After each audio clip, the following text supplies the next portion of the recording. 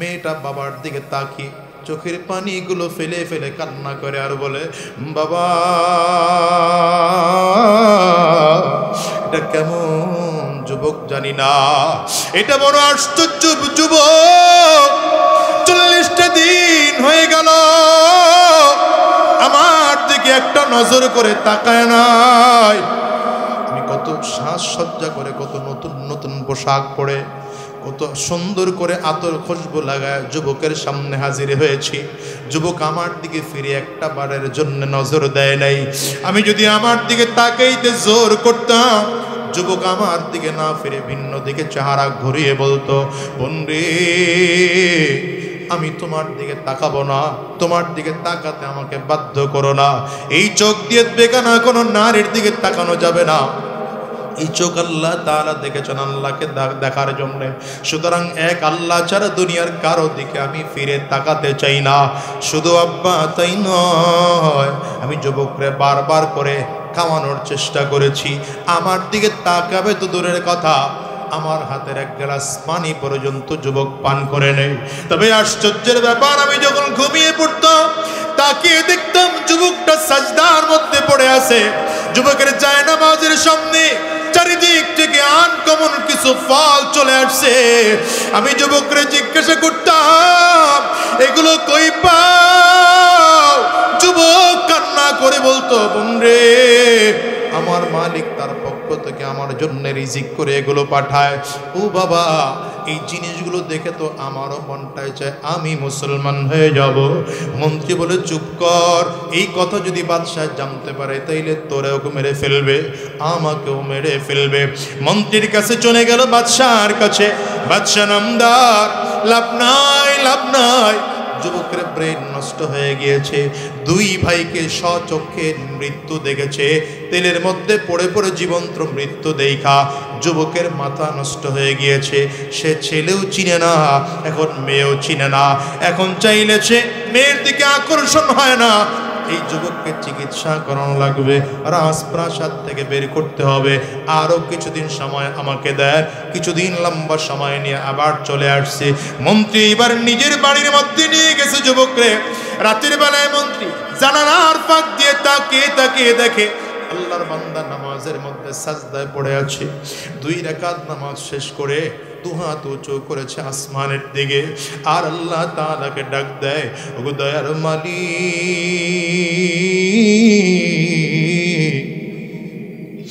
40টা দিন আমার কত তুমি গুনাহের পরিবেশে রাইখাও গুনাহ থেকে হেফাজত করেছ।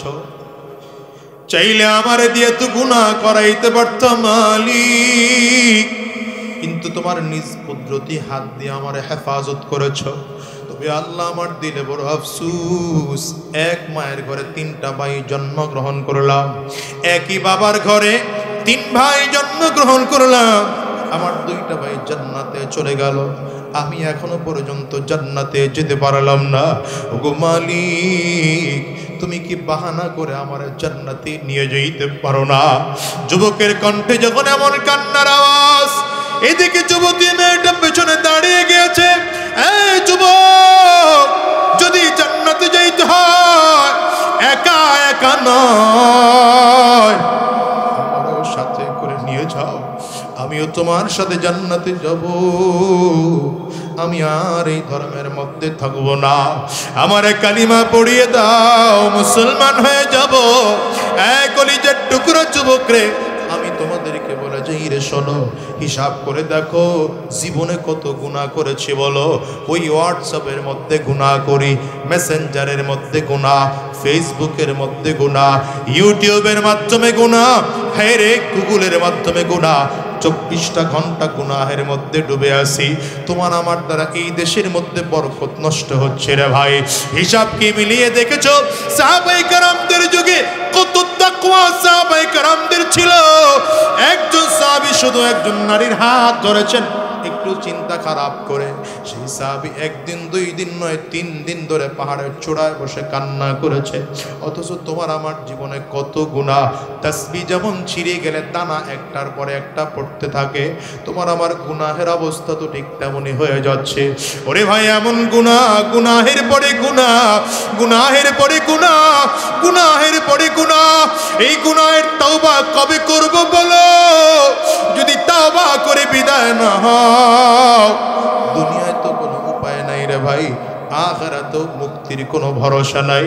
রব্বে কারীম কিয়ামতের ময়দানে যদি দাঁড়াও, যেদিন সকল নবীরা থাকবে, শত শত ফেরেশতারা, কোটি কোটি ফেরেশতারা থাকবে, যেই ময়দানে ইমানদার থাকবে, আমার মালিক যদি ডাক দেয়, এরে গোলাম,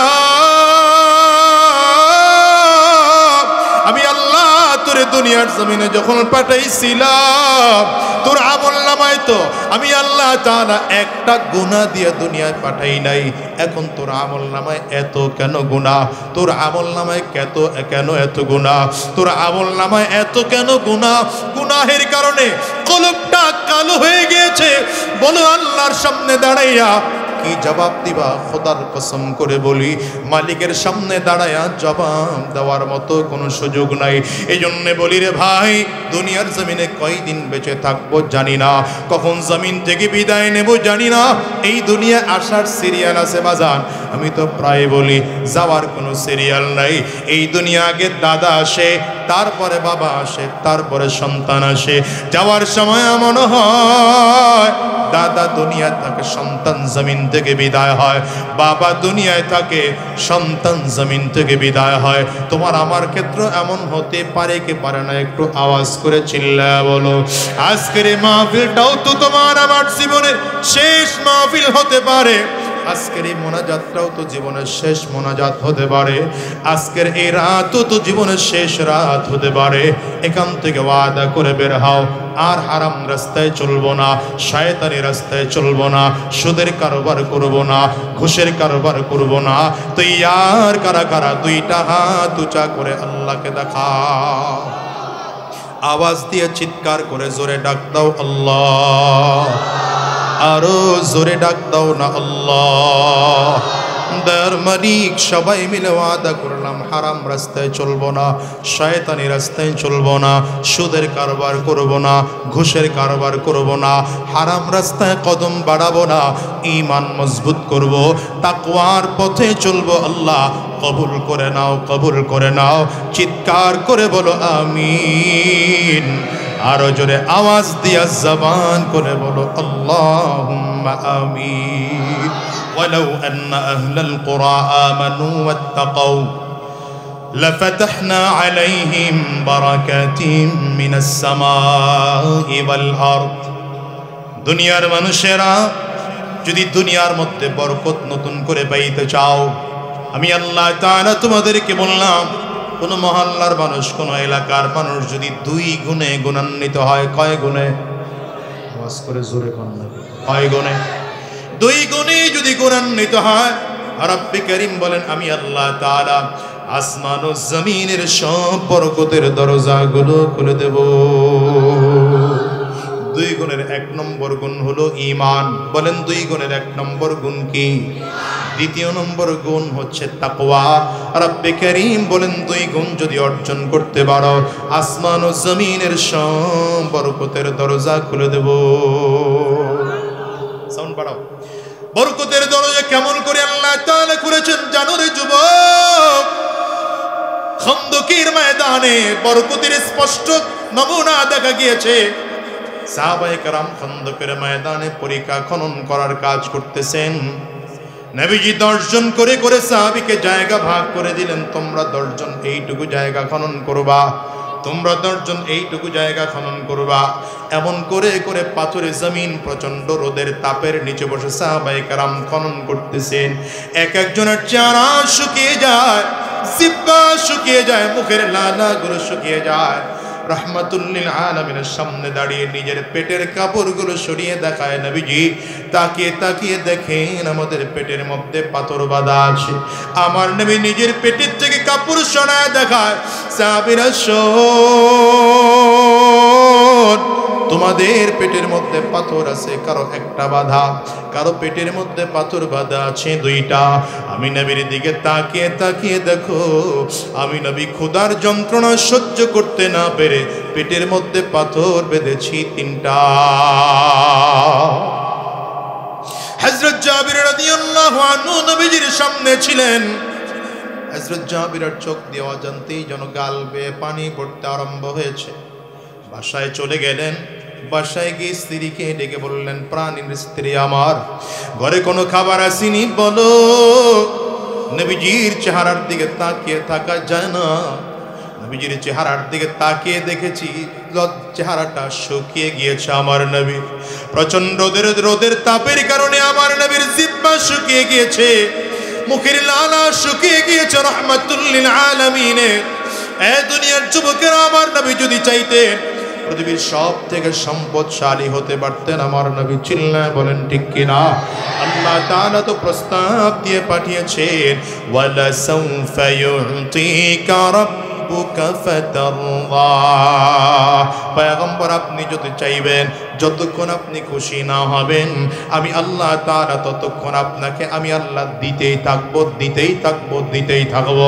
ওরে দুনিয়ার মানুষ বুঝো, রাহমাতুল লিল আলামিনের সাহাবী বাসায় গিয়ে স্ত্রীকে ডেকে বললেন, কি আছে? ঘরের স্ত্রী বলেন, আমাদের ঘরে অল্প একটু আটা আছে, যেটা দিয়ে রুটি বানাইলে 4-5 জন খেতে পারবো এমন কয়েকটা রুটি হবে।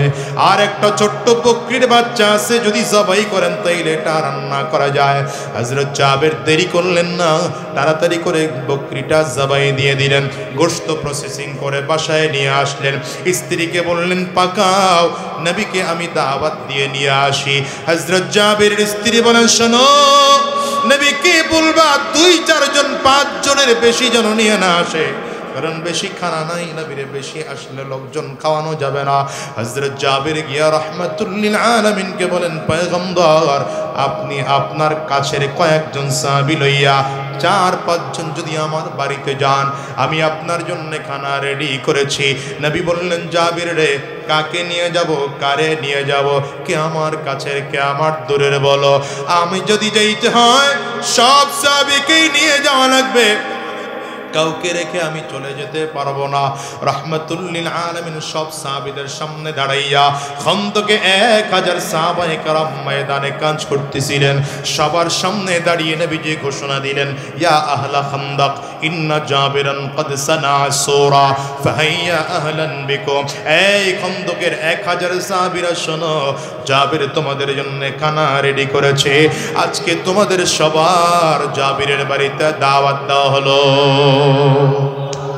সব সাহাবীরা চলে যাচ্ছেন এক এক করে করে জাবিরের বাড়িতে।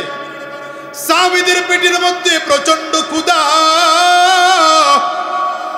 জাবির রাদিয়াল্লাহু আনহু চেহারা মলিন হয়ে গেল, ছোট হয়ে গেল।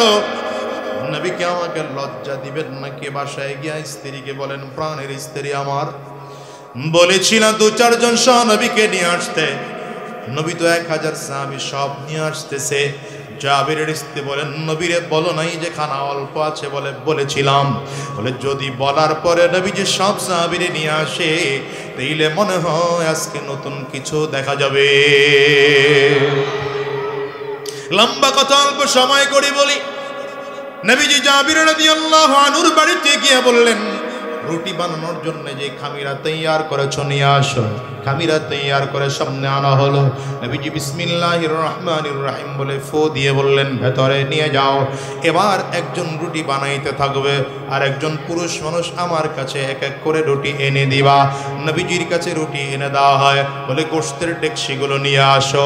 আমার নবী গোশতের ডেকসির ঢাকনাটা উঠাইয়া বিসমিল্লাহির রহমানির রহিম বলে হালকা করে হাত ঢুকিয়ে ঢুকিয়ে গোশতগুলো উঠিয়ে রুটির মধ্যে দিয়া দিয়া পেঁচাইয়া পেঁচাইয়া রোল বানাইয়া বানায়া এক একজন সাহাবীর হাতে দেয়। কেউ খিদা অনুযায়ী 2টা খায়, কারো ক্ষুধা বেশি সে 3টা খায়, কারো ক্ষুধা বেশি সে 5টা খায়। এমন করে করে করে করে 5 জন সাহাবী পেট ভরে খানা খেয়ে আবার খন্দকে চলে গেলেন। 10 জন সাহাবী চলে গেলেন। 50 জন খেয়ে বিদায় হলেন। 100 সাহাবী খেয়ে বিদায় হলেন। 200 সাহাবী খেয়ে বিদায় হলেন। 400 সাহাবী খেয়ে বিদায় হলেন। 500 সাহাবী খেয়ে বিদায় হলেন। এমন করে করে 1000 সাহাবী পেট ভরে খানা খাইয়া খন্দকে বিদায়। নবী যেবার ডাক দিলেন, জাবের আসো, এখন তুমি আর আমি দুজনে মিলে খাবো। হযরত জাবির বলেন, আমিও খাইলাম, আমার নবীও খাইলেন। এবার গোশতের টিকচিটা আমার হাতে নবীজি ধরিয়ে দিলেন, যাও বাসায় চলে যাও, নিয়ে তোমার স্ত্রী পরিবারের সদস্যদেরকে খেতে বলো। জাবির রাদিয়াল্লাহু আনহু বলেন, বড় কৌতূহল জাগলো আমার দিলের মধ্যে। খানা ছিল অল্প, 1000 জনরে আমার নবী কেমন করে খাওয়ালেন। গোশতের ঢাকনাটা উঠাইলাম, ডিক্সির ঢাকনা উঠিয়ে তাকিয়ে দেখি একটা গোশত যেন ঢাকনা থেকে পাতিলা থেকে কমে না। এবার চিল্লায় বলো, বরকত দেওয়ার মালিক কে? আরো জোরে বলো কে? তবে আল্লাহ সবাইকে বরকত দেয় না, তাকওয়া ওয়ালাদেরকে বরকত দেয়। সাহাবায়ে কেরাম পৃথিবীর সবচেয়ে তাকওয়াবান মানুষ ছিলেন, সবচেয়ে বড় ইমানদার মানুষ ছিলেন। এই জন্য তাদের তাকওয়া বেশি থাকার কারণে, ঈমানের পাওয়ার বেশি থাকার কারণে সাহাবায়ে কেরামদেরকে আল্লাহ তাআলা বরকত দিয়েছেন। হ্যাঁ, অনেকে বলতে পারে হুজুর এই যে কথা বললেন, ঘটনা শুনাইলেন, এটা তো আমার নবীর দ্বারা সম্ভব ছিল, এটা নবীজির মুআজিজা ছিল। হ্যাঁ, যদিও এটা নবীজির মুআজিজা, এই 5 জনের দ্বারা 1000 জনের খাওয়া এই যুগে সম্ভব না। কিন্তু এই যুগে তাকওয়াবান হলে, ইমানদার হলে বরকত দিয়ে ভরপুর করে দেওয়া সম্ভব। ঠিক কিনা বলো? কারণ তাকওয়া হলে চুরি বন্ধ হয়ে যাবে, রডের পরিবর্তে বাঁশ ঢুকবে না। চিল্লা কাও না ঠিক কিনা? আওয়াজ দিয়ে আরো জোরে বলো ঠিক কিনা? যদি তাকওয়াবান হও তাইলে এদেশে ধর্ষণ হবে না, চুরি হবে না, ডাকাতি হবে না। আমরা হুজুররা এই জন্যই তো বারবার করে ওয়াজ মাহফিলে চিল্লাই আর বলি, যুবকদেরকে তাকওয়াবান বানাও, এদেশের নাগরিকদেরকে তাকওয়াবান বানাও। এই রে শরহুস সুদূরের মধ্যে আল্লামা জালালউদ্দিন সুয়ুতী রাহমাতুল্লাহি আলাইহি লেখেন, 3 জন ভাই, সহদর ইমানদার ভাই, জালিম বাদশা 3 ভাইকে আটক করেছে। তাদের একটাই মাত্র অপরাধ হলো 3 ভাই আল্লাহ তাআলার উপরে ঈমান এনেছে, কোরআনকে ধর্মীয় কিতাব মেনেছে। হায় রে, সেই যুগের নবীকে নবী বলে মেনেছে, সেই যুগের ধর্মীয় গ্রন্থকে আসমানি কিতাব বলে মেনেছে। জালিম বাদশা 3 ভাইকে আটক করে নিয়ে আসছে। শুনলে আল্লাহ পাকের উপর থেকে ঈমান ছেড়ে দে, আল্লাহ পাকের উপর থেকে ঈমান ছেড়ে দে। 3টা ভাই ডাক দিয়া বলে, বাদশাহ ঈমান এনেছি আল্লাহর উপরে, আমরা জান্নাতে যেতে চাই, ঈমান ছাড়তে চাই না, জাহান্নামে যেতে চাই না। তাকওয়ার পাওয়ার কতটুকু, ঈমানের পাওয়ার কতটুকু বোঝানোর জন্য এটা শোনো। 3 ভাইয়ের মধ্যে থেকে বড় ভাইকে ধরেছে, বাকি 2টা ভাইয়ের চোখের সামনে বড় ভাইকে ধরেছে, হাত পা বেঁধে দিয়েছে। বিশাল ডেগের মধ্যে তেল গরম করা হয়, তেলগুলো যখন টকবক করে ফুটতেছে, বড় ভাইকে ধরে তেলের মধ্যে ফেলে দেওয়া হলো। ছোট 2টা ভাই তাকিয়ে দেখে বড় ভাইটা তেলের মধ্যে পড়ে মাছের মতো ভাজা হয়ে গেছে। বড় ভাইটা আহারে অবস্থা খারাপ হয়ে গেল। ছোট 2টা ভাই চোখের পানিগুলো ফেলে কান্না করতেছে। এইবার 2য় ভাইকেও ধরা হলো, হাত পা বাঁধা হলো, ওই তেলের মধ্যে ছেড়ে দেওয়া হবে। 2য় ভাইরে জিজ্ঞাসা করা হয়, এখনো সময় আছে, বলো কালিমা ছাড়বা কিনা, আমাকে রব বলে মানবা কিনা, আল্লাহ পাকের উপর থেকে ঈমান ছাড়বা কিনা বলো। 2য় ভাই ডেকে বলে, এই সুযোগ মিস করে লাভ নাই, আমি তাকিয়ে দেখি তেলের মধ্যে পড়ে গেলে মরবো না, তেলের মধ্যে পড়ে গেলে আল্লাহর জান্নাতে চলে যাব। কারণ জান্নাতের দরজার মধ্যে লেখা থাকবে, উদখুলুহা বিসালাম।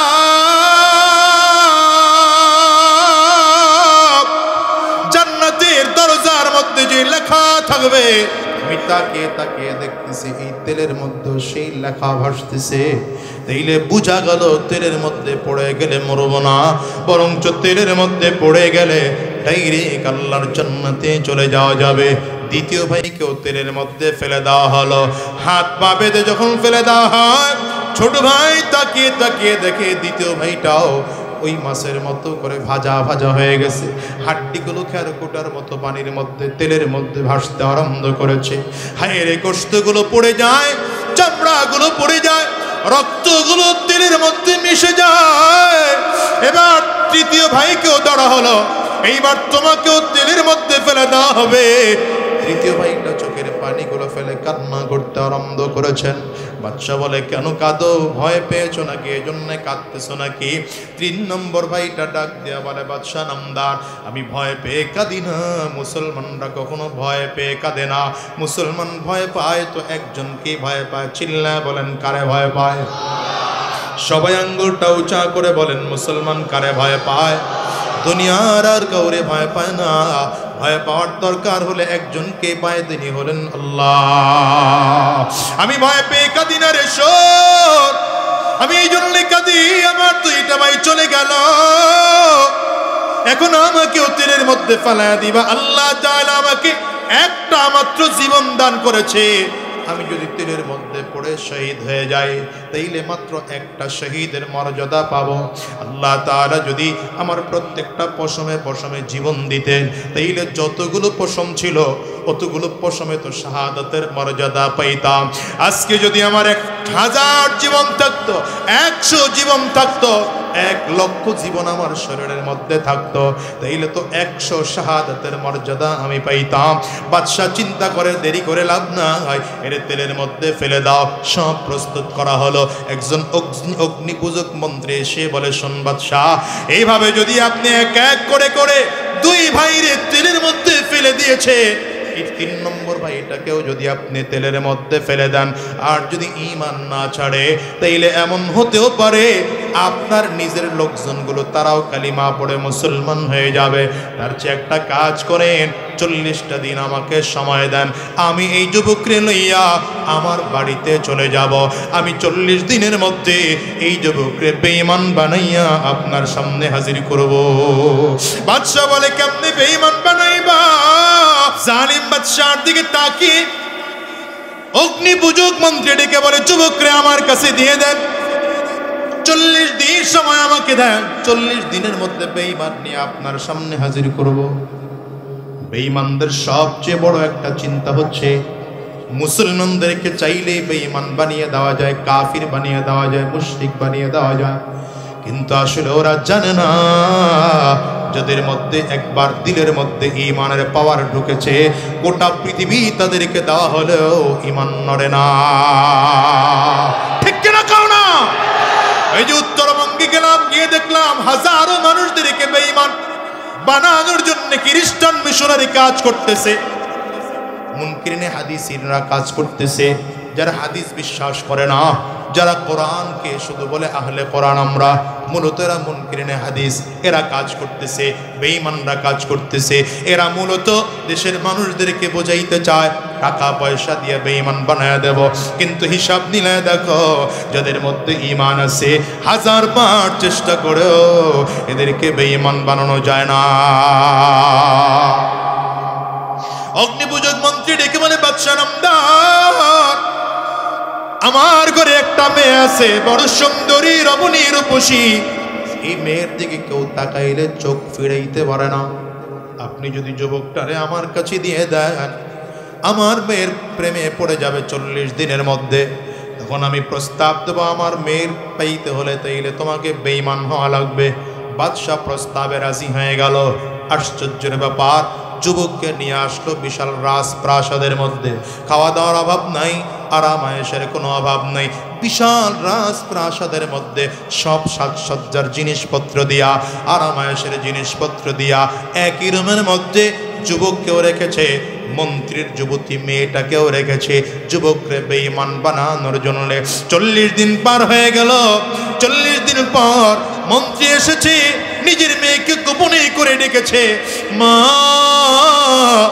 কতটুকু আগাইতে পেরেছিস বল না। মেয়েটা বাবার দিকে তাকিয়ে চোখের পানিগুলো ফেলে ফেলে কান্না করে আর বলে, বাবা এটা কেমন যুবক জানি না, এটা বড় আশ্চর্য যুবক, 40টা দিন হয়ে গেল আমার দিকে একটা নজর করে তাকায় নাই। আমি কত সাজসজ্জা করে, কত নতুন নতুন পোশাক পরে, কত সুন্দর করে আতর খুশবু লাগায় যুবকের সামনে হাজির হয়েছি, যুবক আমার দিকে ফিরে একটা বারের জন্য নজর দেয় নাই।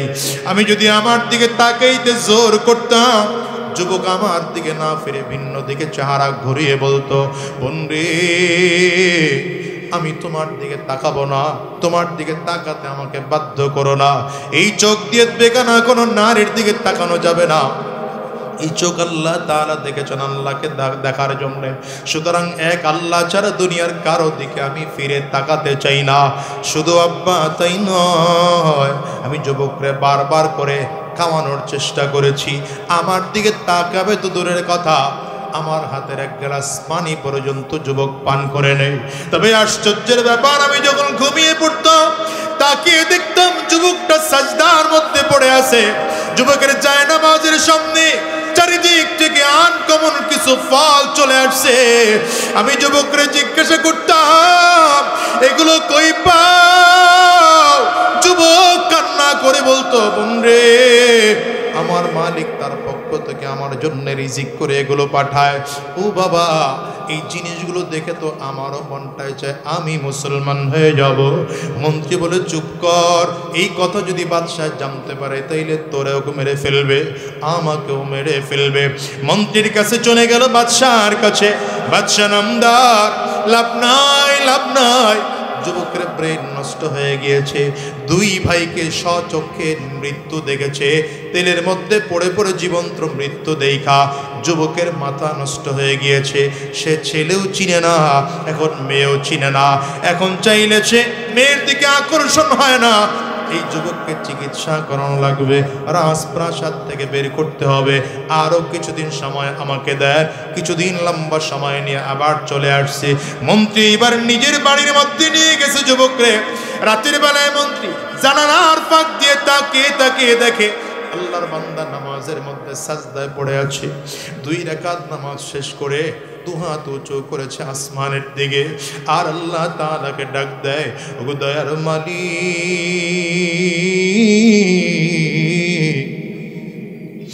40টা দিন আমার কত তুমি গুনাহের পরিবেশে রাইখাও গুনাহ থেকে হেফাজত করেছ। চাইলে আমারে দিয়ে তো গুনাহ করাইতে পারতাম মালিক, কিন্তু তোমার নিজ কুদরতি হাত দিয়ে আমারে হেফাজত করেছ। তবে আল্লাহ, আমার দিলে বড় আফসুস, এক মায়ের ঘরে 3টা ভাই জন্মগ্রহণ করলাম, একই বাবার ঘরে 3 ভাই জন্মগ্রহণ করলাম। আমার 2টা ভাই জান্নাতে চলে গেল, আমি এখনো পর্যন্ত জান্নাতে যেতে পারলাম না। ওগো মালিক, তুমি কি বাহানা করে আমার জান্নাতে নিয়ে যেতে পারো না? যুবকের কণ্ঠে যখন এমন কান্নার আওয়াজ, এদিকে যুবতী মেয়েটা পেছনে দাঁড়িয়ে গিয়েছে। এই যুবক, যদি জান্নাতে যাইতে হয় একা একা নয়, আমারও সাথে করে নিয়ে যাও, আমিও তোমার সাথে জান্নাতে যাব। আমি আর এই ধর্মের মধ্যে থাকবো না, আমার কালিমা পড়িয়ে দাও, মুসলমান হয়ে যাব। এক কলিজার টুকরো যুবক রে, আমি তোমাদেরকে বলে যাই রে, শোনো, হিসাব করে দেখো জীবনে কত গুনাহ করেছি বলো। ওই হোয়াটসঅ্যাপের মধ্যে গুনাহ করি, মেসেঞ্জারের মধ্যে গুনাহ, ফেসবুকের মধ্যে গুনাহ, ইউটিউবের মাধ্যমে গুনাহ, হ্যাঁ রে, গুগলের মাধ্যমে গুনাহ। 24টা ঘন্টা গুনাহের মধ্যে ডুবে আছি। তোমার আমার দ্বারা এই দেশের মধ্যে বরকত নষ্ট হচ্ছে রে ভাই। হিসাব কি মিলিয়ে দেখেছো? সাহাবায়ে কেরামদের যুগে কত তাকওয়া সাহাবায়ে কেরামদের ছিল। একজন সাহাবী শুধু একজন নারীর হাত ধরেছেন, একটু চিন্তা খারাপ করে সেই সাহাবী 1 দিন 2 দিন নয় 3 দিন ধরে পাহাড়ের চূড়ায় বসে কান্না করেছে। অথচ তোমার আমার জীবনে কত গুনাহ। তাসবিহ যেমন ছিঁড়ে গেলে দানা একটার পরে একটা পড়তে থাকে, তোমার আমার গুনাহের অবস্থা তো ঠিক তেমনই হয়ে যাচ্ছে। ওরে ভাই, এমন গুনাহ, গুনাহের পরে গুনাহ, গুনাহের পরে গুনাহ, গুনাহের পরে গুনাহ। এই গুনাহের তওবা কবে করব বলো? যদি তওবা করে বিদায় না হও, দুনিয়ায় তো কোনো উপায় নাই রে ভাই, আখিরাতে মুক্তির কোনো ভরসা নাই। রব্বে কারীম কিয়ামতের ময়দানে যদি দাঁড়াও, যেদিন সকল নবীরা থাকবে, শত শত ফেরেশতারা, কোটি কোটি ফেরেশতারা থাকবে, যেই ময়দানে ইমানদার থাকবে, আমার মালিক যদি ডাক দেয়, এরে গোলাম, আমি আল্লাহ তোরে দুনিয়ার জমিনে যখন পাঠাইছিলাম তোর আমলনামায় তো আমি আল্লাহ তাআলা একটা গুনাহ দিয়ে দুনিয়ায় পাঠাই নাই। এখন তোর আমলনামায় এত কেন গুনাহ? তোর আমলনামায় কেন এত গুনাহ? তোর আমলনামায় এত কেন গুনাহ? গুনাহের কারণে কলবটা কালো হয়ে গিয়েছে। বলো আল্লাহর সামনে দাঁড়াইয়া কি জবাব দিবা? খোদার কসম করে বলি মালিকের সামনে দাঁড়ায়া জবাব দেওয়ার মতো কোনো সুযোগ নাই। এই জন্যে বলি রে ভাই, দুনিয়ার জমিনে কয়দিন বেঁচে থাকবো জানি না, কখন জমিন থেকে বিদায় নেব জানি না। এই দুনিয়া আসার সিরিয়াল আছে বাজান, আমি তো প্রায় বলি যাওয়ার কোনো সিরিয়াল নাই। এই দুনিয়া আগে দাদা আসে, তারপরে বাবা আসে, তারপরে সন্তান আসে। যাওয়ার সময় এমন হয় দাদা দুনিয়ায় থাকে, সন্তান জমিন থেকে বিদায় হয়। বাবা দুনিয়ায় থাকে, সন্তান জমিন থেকে বিদায় হয়। তোমার আমার ক্ষেত্র এমন হতে পারে কি পারে না? একটু আওয়াজ করে চিল্লায়া বলো। আজকের এই মাহফিলটাও তো তোমার আমার জীবনের শেষ মাহফিল হতে পারে। আজকের এই মোনাজাতটাও তো জীবনের শেষ মোনাজাত হতে পারে। আজকের এই রাতও তো জীবনের শেষ রাত হতে পারে। এখান থেকে ওয়াদা করে বের হও, আর হারাম রাস্তায় চলবো না, শয়তানি রাস্তায় চলবো না, সুদের কারবার করব না, ঘুষের কারবার করব না। তো ইয়ার কারা কারা দুইটা হাত উঁচা করে আল্লাহকে দেখা, আওয়াজ দিয়ে চিৎকার করে জোরে ডাক দাও আল্লাহ। আরো জোরে ডাক দাও না আল্লাহ। দয়ার মালিক সবাই মিলে ওয়াদা করলাম হারাম রাস্তায় চলবো না, শয়তানি রাস্তায় চলবো না, সুদের কারবার করব না, ঘুষের কারবার করব না, হারাম রাস্তায় কদম বাড়াবো না, ঈমান মজবুত করব, তাকওয়ার পথে চলবো। আল্লাহ কবুল করে নাও, কবুল করে নাও। চিৎকার করে বলো আমিন।